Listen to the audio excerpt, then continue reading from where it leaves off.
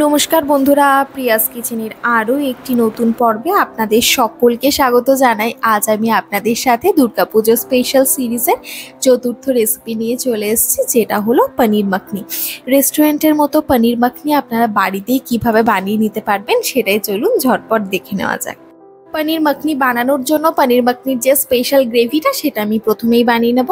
যার জন্য দেখুন কড়াই খুব ভালো মতো গরম করে নিয়ে দিয়ে দিচ্ছি 1 টেবিল চামচ মতো বাটার। আমি কিন্তু পুরো রান্নাটাই বাটারে করেছি, আপনারা চাইলে বাটার আর রিফাইন্ড তেল দুটো মিলিয়েও করতে পারেন, তবে বাটারটা কিন্তু অবশ্যই ব্যবহার করবেন। বাটার বেশ সুন্দর গরম হয়ে গলে গেছে। এরপর আমি প্রথমেই গোটা মশলাগুলো দিয়ে দেবো, যার মধ্যে প্রথমেই দিলাম তেজপাতা, শুকনো লঙ্কা, দারচিনি, দুটো এলাচ আর দুটো লবঙ্গ। এর সাথে আরও দিয়ে দিচ্ছি 10 কোয়া মতো রসুন, 1 ইঞ্চি আদার টুকরো, 10 থেকে 12টা কাজু বাদাম, একটা মাঝারি সাইজের পেঁয়াজ আর 3টে ছোট থেকে মাঝারি সাইজের টমেটো। এরকম ভাবে নাড়াচাড়া করতে করতে হালকা একটু ভেজে নেব, যাতে পেঁয়াজের কালারটা হালকা একটু চেঞ্জ হয়ে পিঙ্ক হয়ে যায়। তারপর 5 মিনিট সময়ের জন্য আমি ঢাকা দিয়ে কুক করে নেব।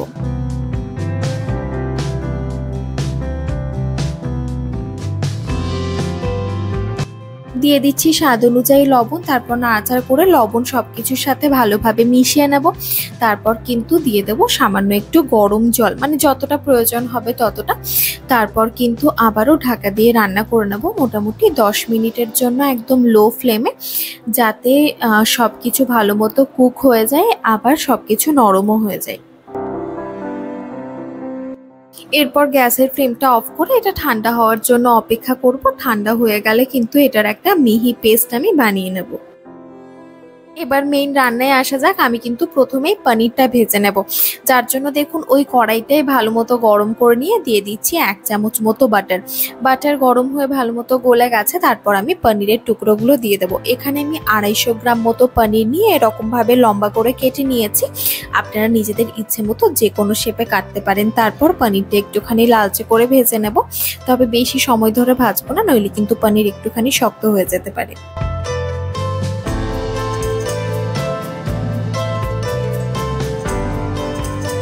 পনির ভাজা হয়ে গেছে, এখন কড়াই থেকে অন্য একটা পাত্রে তুলে রাখছি।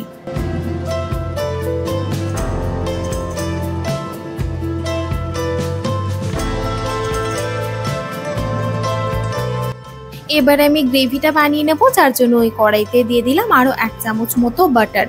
বাটারটা দেখুন ভালো মতো মেল্ট হয়ে গেছে। তারপর দিয়ে দিচ্ছি একটুখানি আদা কুচনো আর দুটো কাঁচা লঙ্কা।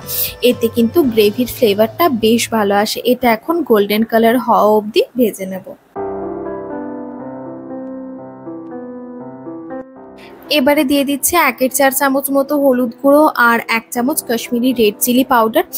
গরম তেল কিংবা বাটারের মধ্যে যদি হলুদ গুঁড়ো আর কাশ্মীরি রেড চিলি পাউডারটা দেওয়া হয় তাহলে কিন্তু গ্রেভির কালারটা বেশ ভালো আসে। তবে এই সময় মশলা একটু পুড়ে যাওয়ার চান্স থাকে, তাই জন্য গ্যাসের ফ্লেম একদম লোতে রাখতে হবে।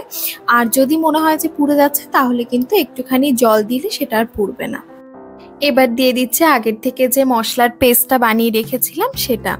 নাড়াচাড়া করে খুব ভালোভাবে মিশিয়ে নিচ্ছি। তারপর দিয়ে দেব স্বাদ অনুযায়ী লবণ।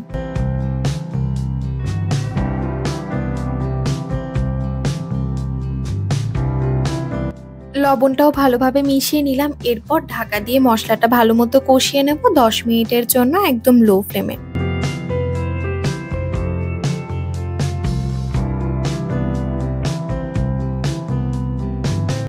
দিয়ে দিচ্ছি মিক্সিতে যে অবশিষ্ট মশলাটা ছিল সেটার সাথে একটু জল মিশিয়ে।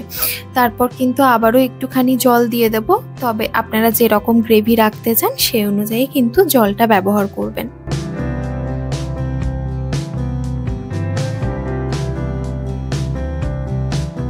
এবারে স্বাদটা ব্যালেন্স করার জন্য দিয়ে দিচ্ছি সামান্য একটু কনডেন্সড মিল্ক, মানে ওই 1/2 চামচ মতো। আপনাদের কাছে কনডেন্সড মিল্ক অ্যাভেলেবেল না থাকলে কিন্তু আপনারা 1/2 চামচ মতো মিল্ক পাউডারও অ্যাড করে দিতে পারেন। এবারে দিয়ে দিচ্ছে আগের থেকে ভেজে রাখা পনির। এরপর পনিরটা ভালো মতো নাড়াচাড়া করে মিশিয়ে নিয়ে ঢাকা দিয়ে রান্না করে নেব মোটামুটি 10 মিনিটের জন্য, একদম লো ফ্লেমে, যাতে পনিরের মধ্যে গ্রেভির ফ্লেভার সুন্দরভাবে ঢুকে যায়।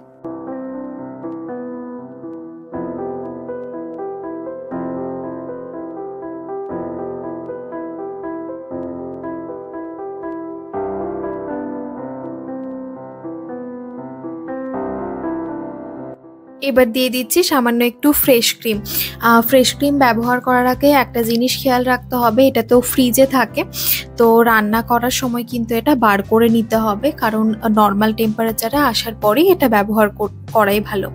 আর তারপর দেখুন দিয়ে দিচ্ছি সামান্য একটু ধনেপাতা কুচনো। বাস আমাদের কিন্তু পনির মাখনি একদম রেডি।